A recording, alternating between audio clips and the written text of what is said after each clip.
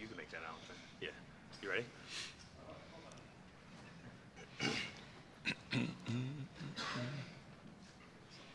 Okay. Hey, good afternoon, everybody. Thanks for being here. I want to start out just thanking Warren Legary, who set the space up for us. Really appreciate that. Austin Brown, CAA, thanks for your partnership through all this. You guys are amazing, and thanks for being here. Myles, thanks for choosing us, choosing the Bucks. This is incredible. Thanks to Dave and Mary, your parents, for being here as well.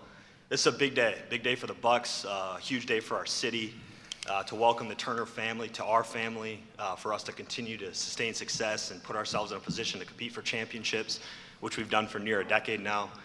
This is a monster, impactful move and piece for us in towards doing that, and not only for this season, but seasons go forward. So this is huge for us. We're really excited. I'm going to pass it to Myles for a few words, and then we'll open for questions. Yeah, what's up, everybody? I know it's gonna take some getting used to seeing me in this bus green, but rest assured, my girlfriend tell me I look good in green, so it's gonna be a seamless feat. But just to kind of follow that, man, I just want to thank Jehovah God for putting me in this position, a very favorable position at that. I'd love to thank my family, my parents, just for sticking with me through this entire process, entire free agency process. It's my first experience with it, and couldn't have done it without them. Got to thank my team and MTX management, sitting up here up front, just been with me through every step of the way. Obviously, got to thank Austin Brown and John for getting this done, being able to orchestrate this deal, man. It was amazing. Got to thank a Hall of Fame coach and Doc Rivers for seeing a vision and seeing me a part of that vision as well. And, definitely got to thank ownership as well, Wes, Jimmy, D, and Jamie, just for, allowing me into this space. So, yeah, nonetheless, man, I'm excited. Let's get it. Okay. Just raise your hand. I'll hand the mic to you, and just give your name and affiliation. Eric Name, The Athletic. Myles, I guess just for you, free agency for the first time. How did you decide Milwaukee was a place that you thought you'd want to play, and how it might fit? Yeah, setting was important. It was of all places other than Hawaii, so not a bad place to, do some free agency work. But for me, ultimately it was about just staying competitive. 2 years ago, got to Eastern Conference Finals. Obviously, last year we got to the finals. But being there, being part of it, winning basketball, has just changed my entire perspective on this league. And I saw a chance to remain competitive here. And John, even Doc, has assured me that winning is a top priority here. And we just align with our visions. Kind of with everything you guys have gone through in Indianapolis, like the idea of playing somewhere else, how did you kind of come to terms with like that might be your reality, or that you might play for a different team other than the only team that you had played for previously? Yeah, it's all I've ever known. I never switched high schools. I went to University of Texas. I've only been on one team in the league, and I was open to it. I really much was. Just becoming a man is a part of change. Change is inevitable, and saw an opportunity for myself to, what I thought to be successful. I had to take it, and just was a favorable position for myself and my family. So, again, man, I just once the opportunity presented itself, I wanted to, just take full advantage of it. I guess, John. By the way, this is how our press conference. I was about to say, you're making it real easy on me, man. Yeah. Eric always gets 3 questions. His partner's not here, so he's got to ask all the questions. So. John, I guess just for you, the idea of adding Myles, obviously, to get to that place, you had a wave and stretch Damian Lillard, the largest wave and stretch of all time. How did you guys become comfortable with that idea, that dead money was going to be on your books, but also it might give you the chance to get Myles? Yeah, Eric, first of all, huge credit to our staff, and a number of them from a front office group, our cap and strategy group, headed with Milt Newton and Dave Dean and Ryan Hoover and Pat Hanneman. The group thinks creatively. Our ownership group really forces us to think outside the box, look at problems in a different way, look for solutions in a different way. And so, we had multiple paths throughout the course of an off season. In all of our off-season planning prior to thinking about how can we take this team to the next level, how can we improve. And Myles is sitting there as the best free agent in all of the market, and you looked at ways in which we could potentially get to that and truly take our team and retool it, rethink it, modernize our style of play, impact Giannis and his development and his growth as a playmaker, the way that Doc put him in positions at the end of the season in the playoffs, and it just was a perfect fit. And so Those are big decisions with big financial ramifications, big roster ramifications, but you get comfortable with it because you get a chance to sit with this guy and put him on your team and watch those two play together with the rest of our core group that's built to fit Giannis and maximize his skill sets. So a lot of lift, a lot of load, great people, great investment in trust with our ownership, and here we are today. Steve Ashburner, NBA.com. Myles, it's been 3 weeks since you came off the great experience of the NBA Finals. And a lot of times an experience like that for a team that knocks on the door so dramatically, it can lead into the following season. And yet you won't be a part of that for Indiana now. Did Tyrese's situation and unavailability next season play a factor at all in your decision? Well, let's first I'll start with you started with their experience. That's an amazing thing that not a lot of players get to get in this league, being in the NBA Finals. Something that was one of the greatest learning experiences I've ever had. You just realize how hard it is to get there, how hard it is to win, just how mentally exhausting it is, physically, everything. It's just one of the best experiences of my entire life. And the only thing that went into this decision was getting to get that experience once again. And I saw fit with an opportunity here to make that happen. Guys, Tim Reynolds with the Associated Press. Doc, one for you first, if you don't mind. It's the off season, and I know you tried to shut down, but when you heard that this was a possibility, how long did it take before you started thinking about what Myles could do with Giannis? Pretty quickly. It's interesting, and I told Myles this, if you could sit down before free agency started and draw the perfect fit next to Giannis, it was a picture of him, Then last night, it was interesting. We started talking about I don't think people give how hard it is to win enough. People don't get it. And, Myles and I, we started talking about it, and we were talking about my, years. And I said, yeah, winning's hard, man. And it takes everything out of you. Everything has to go right. Health and playing together and the team meshing and the right shot it just takes so much. And getting close and not getting it drives you even more. It does. It becomes a force multiplier. And, we share, I've won one, but it's the other one that makes you drive to want to win another one, And so the fit is perfect. And not only that, just our team, we wanted to get younger. We've done that. Myles just turned 29, So in one swoop, we're a younger basketball team. We want to play at a better pace, which we started doing. It's just all these things all came together. So yeah, I'm thinking about it now, and I'll think about it all summer. Myles, to that end, the idea that you can play with somebody obviously generational, like Giannis, how much of a factor was that in the decision-making for you? Yeah, I was tired of taking them damn shoulders and elbows to my chest to be able to play. For someone as forceful as he is, but nah, man, it's a rarity in this league that you get to be alongside, like you said, a generational player, arguably, one of the greatest players to play this game. But not even that, man. I just look at this roster and how it's tooled. And I competed against these guys for the past 2 seasons, man. There was a respect from afar about just how they went about their business. My former team, we were young and hungry, and I look at this team. It's a veteran group of guys that, just kind of like just a grungy, just like want to win by any means necessary. Just battling them series is just kind of it just woke something up in me a little bit. I was just kind of curious to see what that would be like. And there's a reason why guys want to be here, man. Gary Trent resigned. Bobby Portis resigns. Torian Prince resigns. Ryan Rollins resigns. Like, everybody sees the vision. They don't just resign. Just to do it. So I just think that there's a real belief, within this organization, and I align myself with that. Myles, what was the moment or time you realized you might not return, and how do you feel like the Bucks fit into what you wanted more so than a return to the Pacers? First and foremost, Tony, respect to you, bro. I'm happy you're here, and I appreciate everything you've done for me and over the past couple of years, bro. You've been one of the realest reporters have been around. So to that end, I forgot your question. Say it again. That was pretty good, though.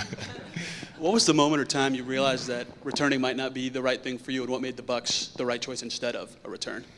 There was a lot of decisions that had to go into it. It wasn't an easy one. I spent 10 years of my life in one place. I was a teenager when I first got to the indie market, and when I just sat back and started to evaluate things and just see where I was in my career, see where I was in my life, and what I wanted for myself. I just kind of saw what the Bucks were putting together, and I was excited about the opportunity. I had a great conversation with Doc and John, and obviously my agent as well, and my family, and I think we just we all decided, and ultimately I decided that this is where I needed to be. John, Vince Goodwill, Yahoo Sports. This is for Myles. So, John, when you look at the Eastern Conference landscape with the injuries to Boston, with the injuries to Indiana, that creates a gulf at the top, potentially. Did that sort of hasten your own aggressiveness? You're usually aggressive anyway, but did that sort of hasten your aggressiveness into making a move like this? Yeah, Vince, I think from day one, we've never been confused with being patient or not aggressive. I view it as the most awesome responsibility of anyone who's ever gotten to work in sport to have a chance to build a team with Giannis Antetokounmpo, and a chance to build a team that fits Doc's vision and style of play and how those things align. And so this offseason, the balance in the East, all that stuff, it doesn't matter. We've got the best player in the world. We have the best coach in the world. We have a system in place that I think maximizes Giannis's talent, and now we have the best counterpart next to him to maximize his talent even more, and that's the whole reason why we've done what we've done, and we're going to continue to do it each and every time we get a chance. John, Tim Reynolds with AP again. I had one more for you as well. Kind of along the lines of what Vinny just asked you. I know you have to plan for the future, but do you kind of feel like in this apron era that we're in, is everybody kind of in win now mode? Like, do you almost have to be every year? It's either, it just feels like it's a very all or nothing league right now. Do you kind of approach it that way? I would just say it maybe a different way, Tim. I think that, Doc and I talk about this all the time, I think the NBA is as compelling and competitive today as it's ever been. I think there are genuinely 5, 6, 7, 8 teams, going into a season that have a real chance to play. There are elite players on these teams in both conferences. And so I think you have to continue to push the limits, think outside the box, grind, try to win things on the margins, try to win on things at the big things, win at the small things, player development. We have an incredible player development staff. Our young players are starting to contribute at a high level. You're going to see some of these guys pop again for us this year, just like you saw AJ Green pop for us last year. Ryan Rollins is getting ready to come. You all saw Jamari Bouye last night hit a game winner. Pete Nance, all these guys that are here. Like, we have a great system of development. We're trying to win on the margins, and we're trying to win with the big things as well. Because I just think the dynamics in the league is so competitive. And, is that part of the salary cap system and the overall plan? Absolutely, I think it was. And I'm just thankful that we get to kind of operate in that system and try to do things that we can. Hey, Myles, good to see you, brother. Michael Scott from Hoops Hype. Two-part question. One, you obviously made a heartfelt message to Pacers Nation when you left and whatnot. You're also close with your teammates. I'm just curious, did you talk to them about the decision? And now coming here in Milwaukee in this opportunity, some of the other media members mentioned about, they had to waive Dame and make a big financial commitment to you. How do you feel about all of those moves being done to bring you here? Is there any extra sense of pressure, even more on top of what you put on yourself as a player? Yeah, to answer the first part of your question, right when the news broke, I made sure that I sent, we had a group message, with the Pacers, and I sent it to every single person on the team. I wanted to make sure that, I just informed them. They didn't have to find out, through social media, anything like that. So, I hit them, a couple of them hit me back. Yeah, there's a saying I hate when they say, the grass ain't greener on the other side. I'm confident enough to, to say that the grass is going to be greener wherever I go. And I truly believe that. And, being on this side of things, yeah, I understand, what was done to bring me here. But, I'm in the prime of my career, still in the young part of the prime of my career, more focused than ever. I'm just obviously more motivated than ever, getting to the very last day of the season, not being able to see it through. So, I'm very confident in my abilities and the confidence Ross and this group, to make some things happen. I've heard somebody else say, talking about the Eastern Conference this year. It's going to be an interesting season, but I got full confidence. And again, I'm excited for the opportunity, but to answer your question, yeah, ain't no pressure. Myles, just what has your communication been like with Giannis? Obviously, we've talked a lot about your fit with him and kind of what that will mean. Yeah, we texted back just a little bit, but he was on vacation and I was on vacation, so I know how that go. I'm sure we're gonna be talking here in the weeks to come. But again, I've played against Giannis for quite some time now. 4 or 5 times a year. And a couple years ago, we played him 9, 10 times, whatever it was. So I'm very familiar, with his game. What he's capable of, and I do see a seamless fit as well. He's someone that is able to push the ball, get out in transition, create for the people. He's developed a jumper. Obviously defensively, his intangibles are there, and yeah, I think our fit is just, it's gonna be a pretty cohesive fit. And then I guess something similar for John and Doc. Giannis has been a large topic of conversation throughout this entire summer. Just kind of what has your communication been like with Giannis throughout kind of this entire offseason? Yeah, and Doc obviously speaks to him all the time as well. We're talking about a over 10-year relationship. We talk to Giannis all the time. Our coaches are with Giannis working him out. Our strength coaches are working him out. I'll go visit him after summer league. There's a reason we don't really speculate or talk about any of this stuff ever. This is no different. We were entirely focused on our job. Our job is to build the best team that we can, present that to him, present the vision and the plan, and go and kick ass in the next season. And so that's where we are today. This is a big part of it. Yeah, same thing. Giannis came in to me the day after the season, and we were talking about next season already.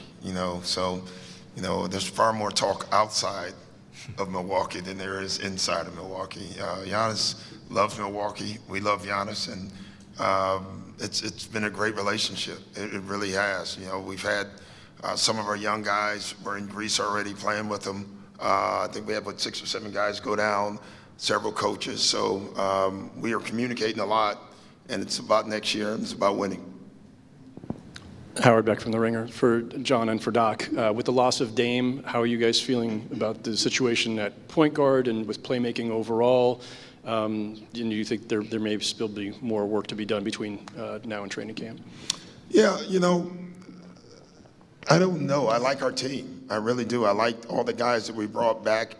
Myles mentioned it. Those signings were intentional because we think we have several young guys that have the opportunity. Scoot and Gary Trent, AJ Green, all have the opportunity, Ryan, to take a big step forward. We obviously are always looking to improve our team. I think everyone is. You don't try to replace Dame. That's impossible to do.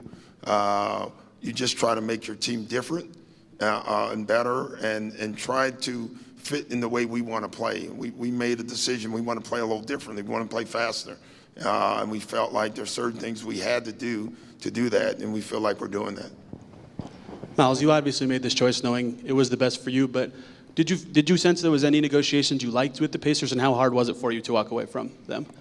Well, yeah, of course it was hard. Like I said, I mentioned before, you spend the entirety of your career there. You make a lot of relationships in that city. It's crazy, man. You watch kids grow up, kids I started with that were in middle school or in college now, little stuff like that, as you know. But, to answer that question, there was alignment issues, I think, on that side, as far as me and them. And, just out of respect for their organization, out of respect for this organization, I'm not gonna speak on that too much. But, again, this was just the best decision, for me, moving forward, and the best fit, I would think. Any other questions? Okay, I think we're great. Thanks everyone for coming. We're going to do a photo of the 3 of them on the stage in a moment.